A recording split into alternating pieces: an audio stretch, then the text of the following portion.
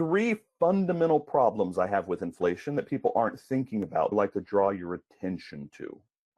Number one, the government has a vested interest in understating inflation.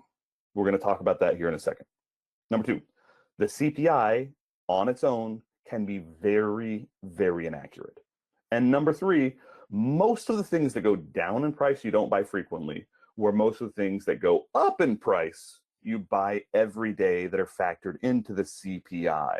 And so inflation, even though the CPI may say 2%, what we're actually feeling in inflation may be a lot worse. So that first issue, the government has a conflict of interest, a direct vested interest in understating inflation. So that first issue, the government has a conflict of interest, a direct vested interest in understating inflation. Number one, it makes them look incompetent. It makes them look out of control. It makes them look like they don't have control over the economy. And we have seen that now from 2017 to 2025. We have seen that the government kept saying, oh, inflation, we've got this, we've got this, we've got this, we've got this, as everyday things really got expensive. Housing went up by 30, 35%.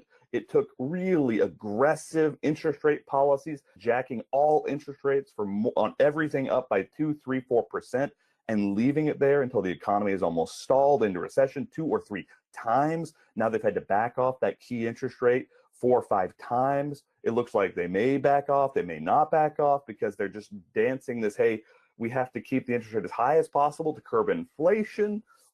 But that's created a whole other mess of problems. It's locked people into the housing market. It's locked people into their old 3.5% interest rates, where, organically, if interest rates were at a place where people were really comfortable with, housing would be buying and selling as typical. So number one, it makes them look out of control.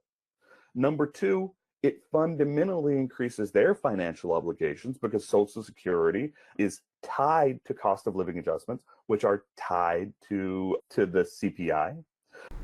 If you enjoyed that clip, you're probably going to love the channel and all the long-form content we produce. This clip is actually just a little piece of a long conversation we had on this subject. If you want to watch the whole thing, get into more nuance, that link's below.